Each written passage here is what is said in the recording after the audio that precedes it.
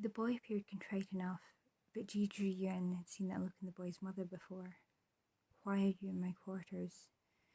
"I was lost," he stammered, "in the library."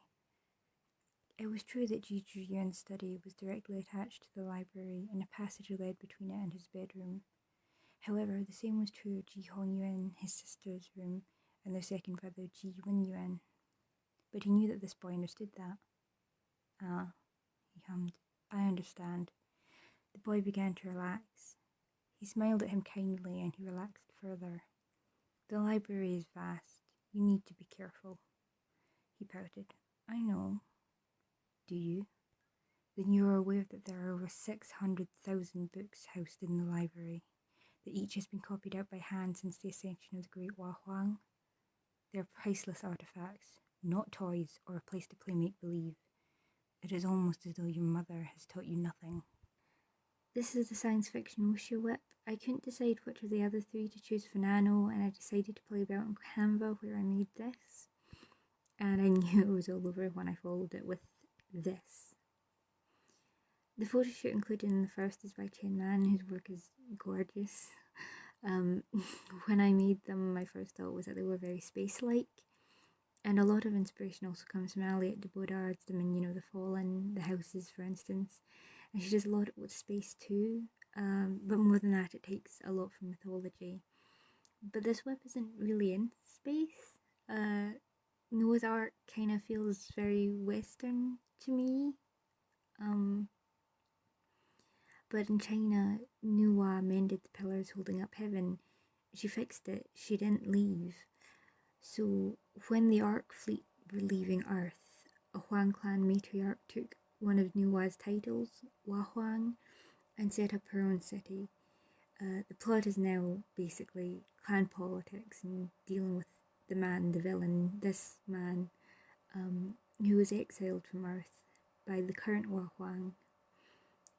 And Nijada means of your house. It's a term of endearment, so his motives are partly revenge, but there's not much plot aside from that yet.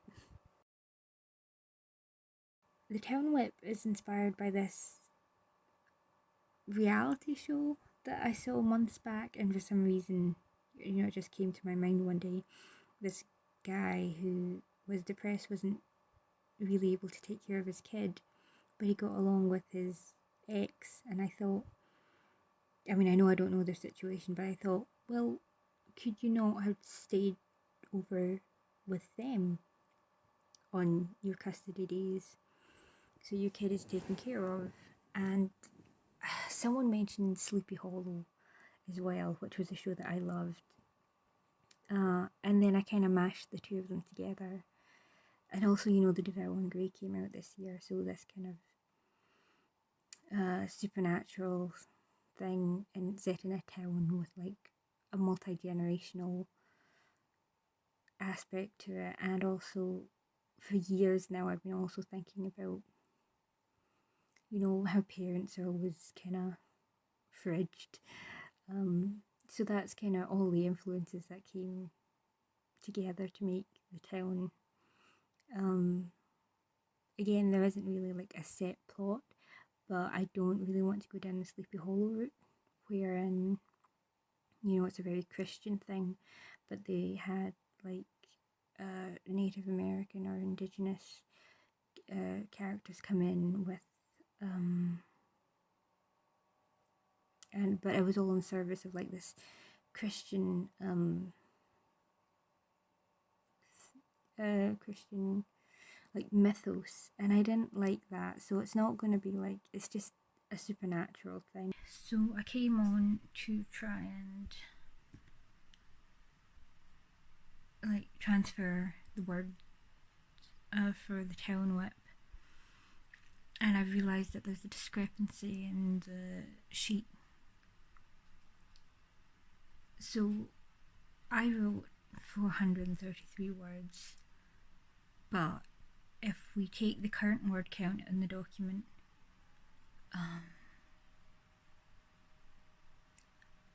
and then the current totaled word count on the sheet, It should be 377 words I've written. So we've gone wrong somewhere and I don't know where. So even setting aside that my daily word count somehow got messed up at some point, the total is still the same, but apparently I messed up somewhere in the daily count.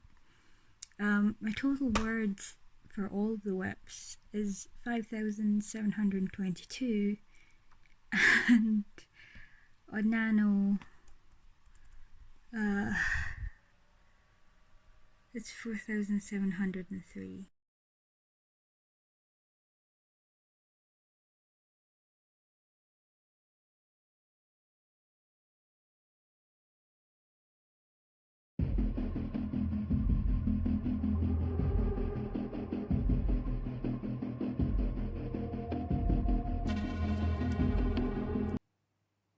Huang Yifei's mansion did not directly connect with Imperial Palace. As a cousin by birth and an adopted sister by command, she had been given a compound above her rank, though lines even the Huang couldn't cross. The door slid open to reveal what had once been a rooftop garden. It had been the grandmother's, the previous Huang's decision to transform it. As was the case with most of the Huang compound, the walls were glass. On the floor was a recreation of the Danhuang map in the centre of the room in tiles. A telescope had been stationed by the left wall that cast a shadow on the new Huang mural on the interior wall. It was a recent addition, a gift to the esteemed Huang for opening trade negotiations with a decommissioned Ark fleet ship. Huang Yifei hadn't touched it. She hadn't even been home to receive it. A servant had alerted her as soon as she returned. Hey, so, it's 10 to 11 at night, and I haven't really done anything. I'm a wee bit mad because I think it was a classic children's book day or Disney day or something for the Readathon, and Winnie the Pooh is on the list, but I haven't gotten to it. So no like whip synopsis today or anything. I'm trying to get a little bit of the Silkpunk one done. I know, like, we started off with like blacksmiths and the forges down at like the bottom rung of the city, which is not Silkpunk, which is not part of that aesthetic, but he's gotten away from that now. Oh my god. The shadow of the city shrouded the marketplace in darkness. A sizzling walk made his mouth water. Flashes of fire burst to life, and sparks skittered across the stone road. He swore he could smell Hunton, and stomach rumbling, his foot slipped from a crack in the wall. He yelped. Heart thundering, he threw one arm up onto the road to keep from falling. His knees tightened around the bamboo pipe. Glancing down, a wave of dizziness assaulted him. The alley he had scrambled into loomed below 30 or so chi. It was a fall he knew he wouldn't survive, but as he scrambled up the bamboo and into the market, he was at least comforted that he hadn't seen the men in black Yishang. Stumbling, he went sprawling, starfished out on the ground and groaning. Yeah, I haven't updated that. I was actually going to take it off.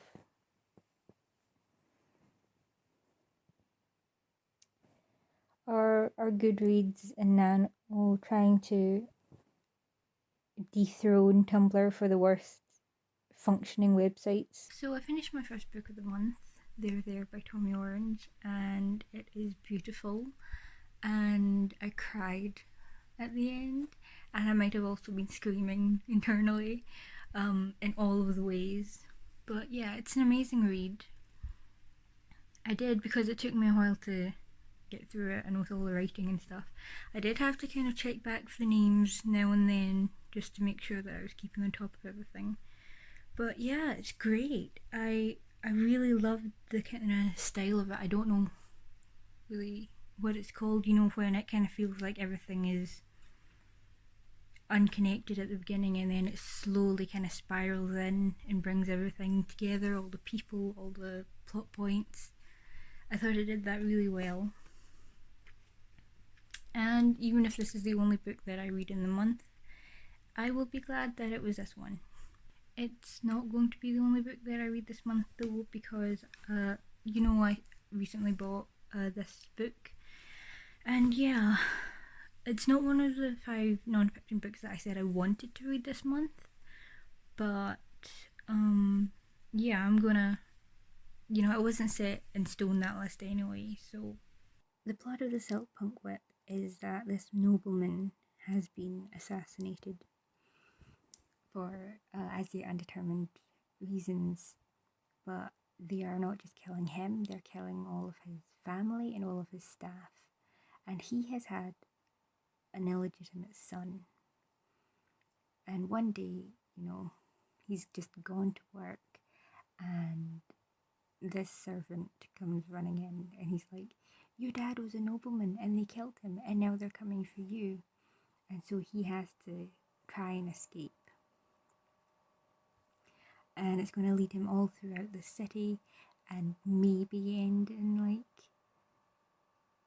burn it all down kind of way. Well, we've hit another discrepancy. However, it says that the last time I worked on the Cywusha Whip was yesterday. I don't think so, but I'm gonna update it accordingly.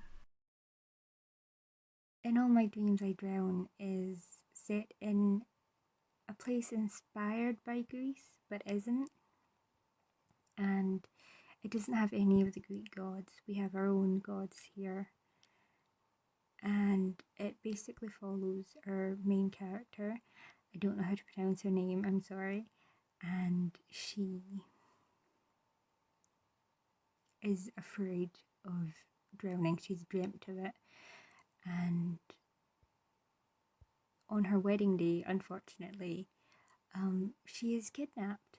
But she manages to escape. But it's onto a ship.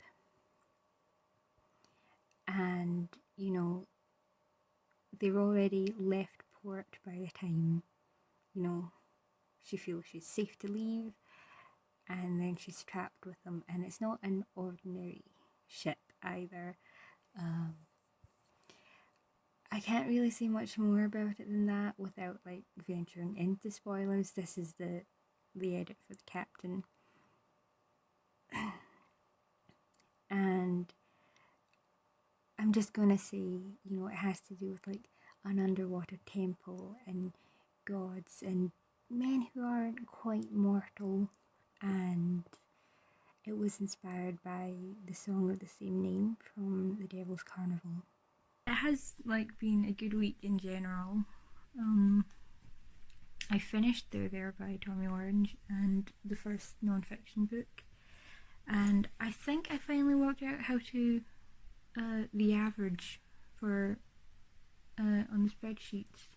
So last week's average was 407.8571429, and this week's average was 723.8571429. I don't know why everything after the point is the same, but I'll take it. Last week was generally like a few outlier days, and again this week I got 2 days that were over 1,000 words, but I think it was mostly quite a few hundred that I got done, and I'm quite happy with it. There's quite a lot of promise for the Cywusha Whip that I'm really looking forward to getting into.